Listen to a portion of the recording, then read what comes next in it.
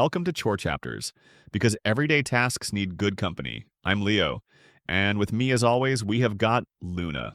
Hey everyone, I hope you're all doing well. Today we've got a thrilling and interesting story lined up, so grab your headphones and let's dive straight into the story.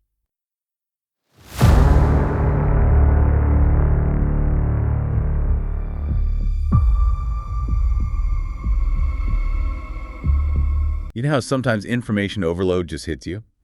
But other times, digging deep into a story feels like uncovering something really gripping. Hmm. Well, today we're kind of cutting through the noise on Alexander Pichushkin, the guy they call the Chessboard Killer.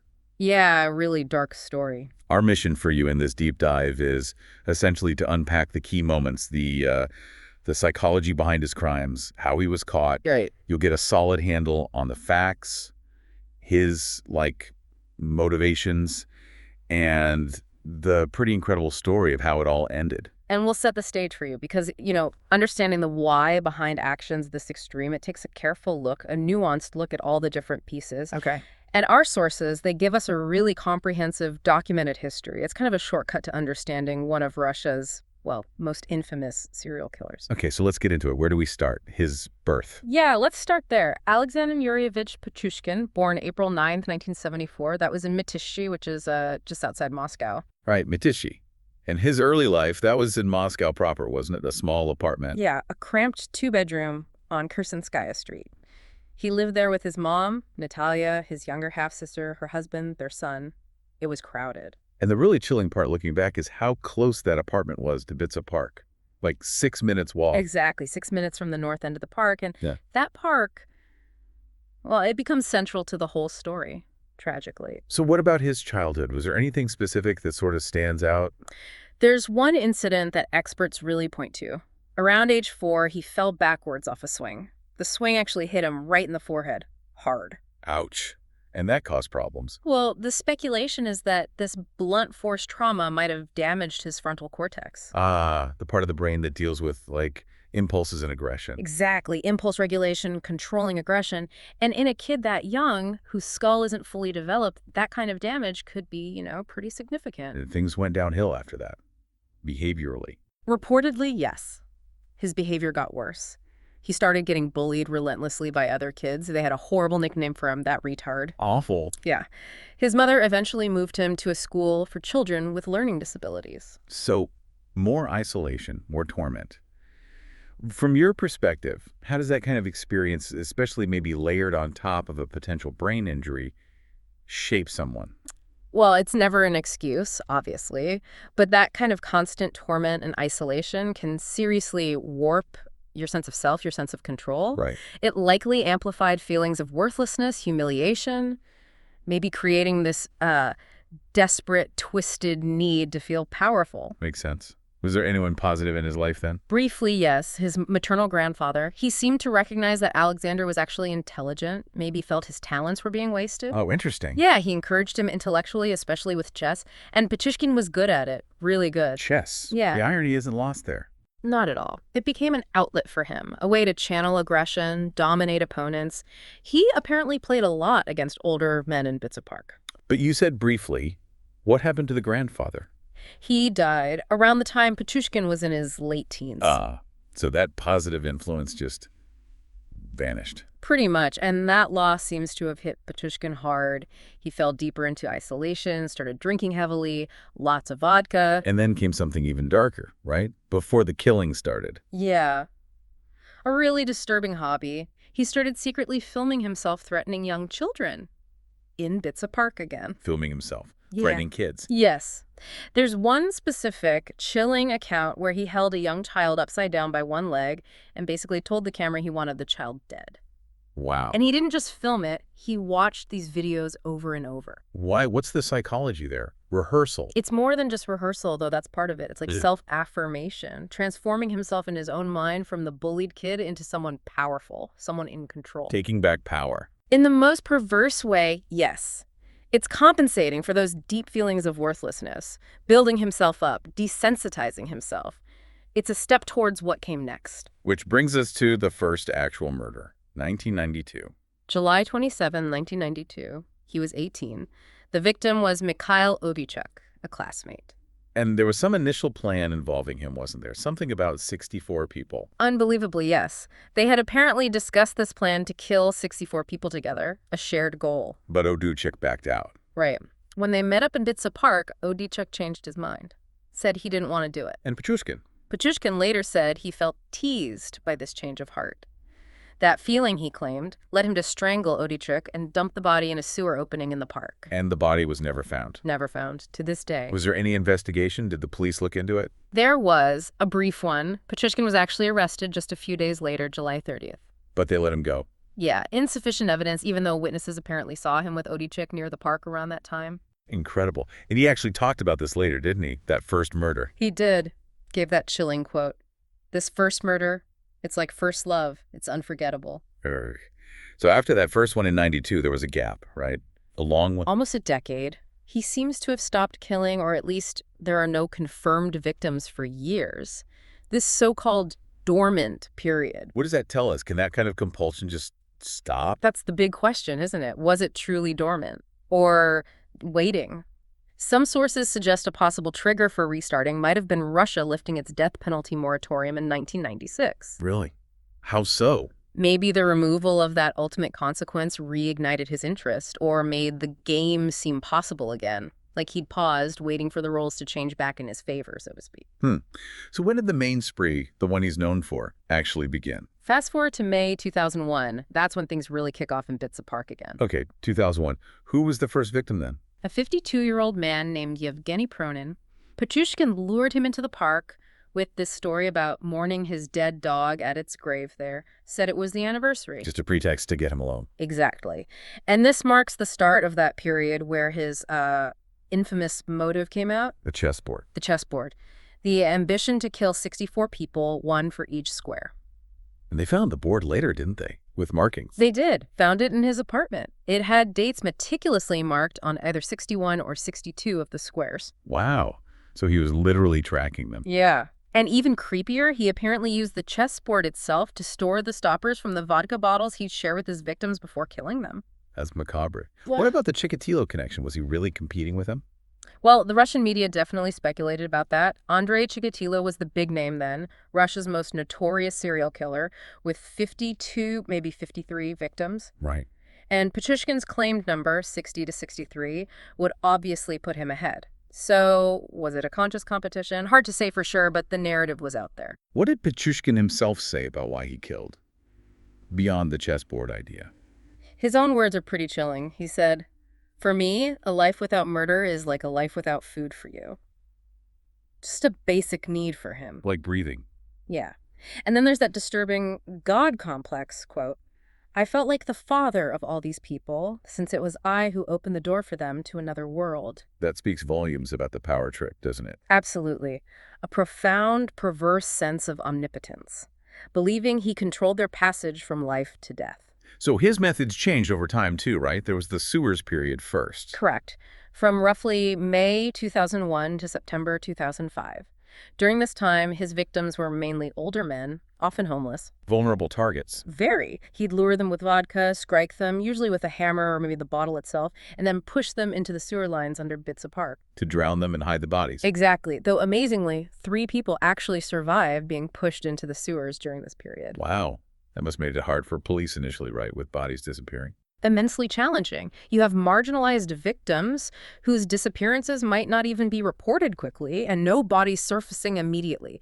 It took a long time for them to realize they had a serial killer operating. He could operate almost invisibly for a while. Relatively speaking, yes, especially early on. Sources mention a big spike in 2001, 11 killings that year alone, 6 of them in just 1 month.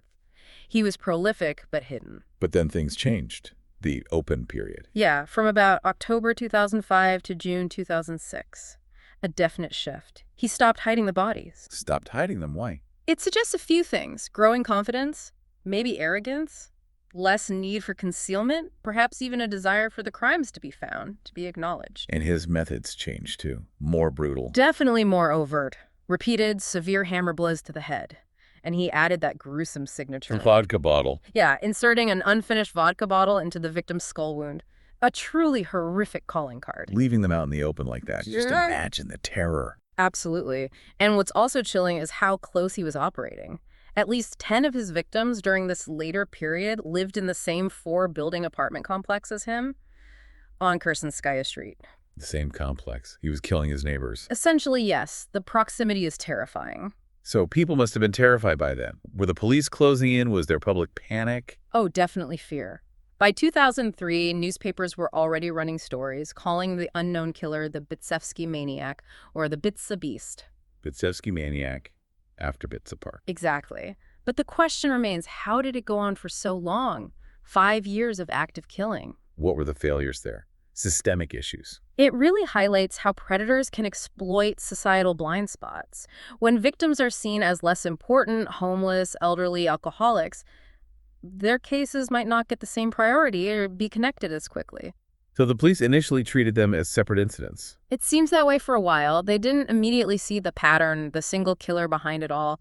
That delay allowed Pichushkin to keep going. Which brings us to the end game. The final victim.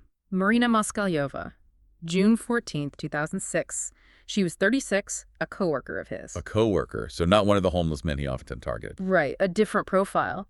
And crucially, she seemed suspicious of him. She actually left a note for her son before she went for a walk with Pichushkin. What did the note say? It had Pichushkin's name and phone number.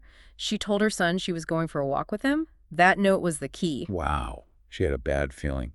And that note broke the case. It led directly to him. Plus, police found a Moscow metro ticket on her body. Huh? So they reviewed the metro's surveillance footage for that day. And there it was, footage of Moskalyova walking with Pichushkin just hours before she died. Game over. That's direct evidence linking him. Exactly. His final move led straight back to him. So they arrested him. When was that? 2 days later, June 16, 2006, at his mother's apartment on Kursinskaya Street.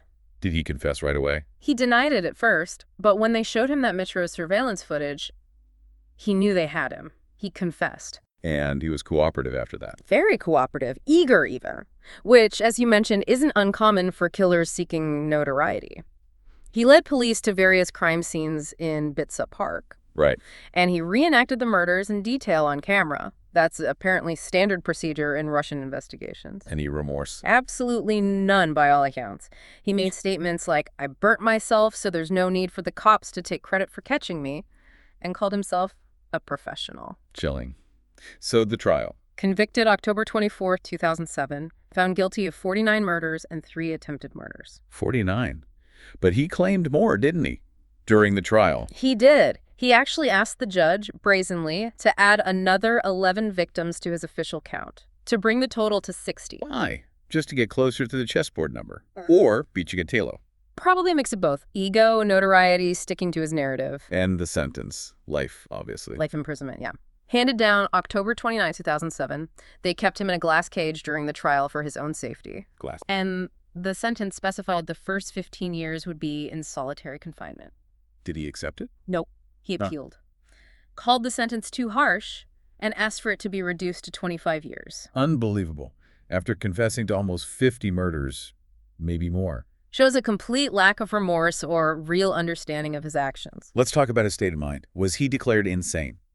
Officially, no. The psychiatric assessment at Russia's main clinic found him sane. Legally sane. But clearly not normal. Right. There's a crucial distinction Judge Vladimir Yusov made. He said Pichushkin was sane but required psychiatric treatment in prison. For what specifically? For a personality disorder expressed in a sadistic inclination toward murder. Okay, so sane enough to understand his actions, but driven by this deeply ingrained sadistic personality disorder. Lack of empathy, need for control through violence. Exactly. A rigid, maladaptive pattern of thinking and behaving, deviating massively from the norm. And we talked about the possible roots, the head injury, the bullying, losing his grandfather. Those could all feed into developing something like that, right? They are certainly seen as contributing factors. Trauma, loss, feelings of powerlessness can create fertile ground for these kinds of warped needs and urges to develop. We saw hints of it even in those early videos he made. Yeah, the need for power was already there. Now, connecting that to the public reaction, we mentioned the terror, the nicknames, but his capture also stirred up something else, didn't it? The death penalty debate. Right. Russia had a moratorium on the death penalty, part of joining the Council of Europe, I think. Correct. But Pichushkin's case, the sheer scale and brutality, really reignited public calls to bring it back. Why do you think his case in particular struck such a nerve? Well, the numbers, obviously. Dozens of victims. And the brazenness, leaving bodies out in the open, the vodka bottle signature. It felt like an attack on society itself. Maybe people just wanted the ultimate punishment for that level of horror. I think that's right. It wasn't just crime. It felt like a fundamental violation, challenging the sense of safety and justice, especially leaving victims out like that. And it's worth noting, kind of disturbingly, that some media coverage wasn't entirely negative. What do you mean? Some outlets apparently portrayed him almost like a TV screen hero, Yeah. maybe focusing on the cleverness of the chessboard angle or just sensationalizing it. And his televised confessions where he was bragging. That probably just fed his ego, his desire for fame. It very likely could have, yeah, giving him exactly the notoriety he craved. Just to put his numbers in context again, Chikatilo had 52 or 53. Pichushkin claimed 60 plus, convicted of 49. Where does that rank him overall in Russia now? Well, he's definitely one of the most prolific. But there's another figure, Mikhail Popkov, who's been convicted of killing, I think, between 83 and 86 people. So Popkov holds the title of Russia's most prolific currently. 86. Unimaginable. Okay, so wrapping this up, what's the big takeaway for you, for our listeners, from Pichushkin's story? For me, it's a stark illustration of how unchecked psychopathy can devastate a community. But also how those societal blind spots, the way we sometimes overlook or devalue marginalized people, can create the perfect hunting ground for predators like him. Yeah, it really underlines the need to investigate every case, every missing person, thoroughly, regardless of their background. Yeah. Those early victims in the sewers, their cases needed to be connected sooner. Exactly. It shows the systemic vulnerabilities. And it's a grim reminder of how early life experiences, trauma, isolation, maybe even brain injury, can contribute to such profound personality disorders. And think about this. Even now, as of April 2025, Pichushkin is 50. He's locked up in the Polar Owl prison, way up in the Arctic Circle, super remote, super secure. Right. And he's apparently expressed a desire to confess to another 11 murders. Still adding to the tally. If those are confirmed, that would bring his total up to 59 confirmed killings. So a question for you listening. What does it tell you about someone years into a life sentence, still wanting to confess to more, still obsessed with their score? What does that say about how deep that disorder runs, how the game for someone like him might never really be over in their own mind? It's a chilling thought. This whole case is just a complex, dark mix of individual psychology and maybe failures in societal oversight, a story we definitely won't forget. Thanks so much for listening, everyone. If you enjoyed today's episode, please like, share, and subscribe. It really helps us out. Until next time, take care and keep your chores company.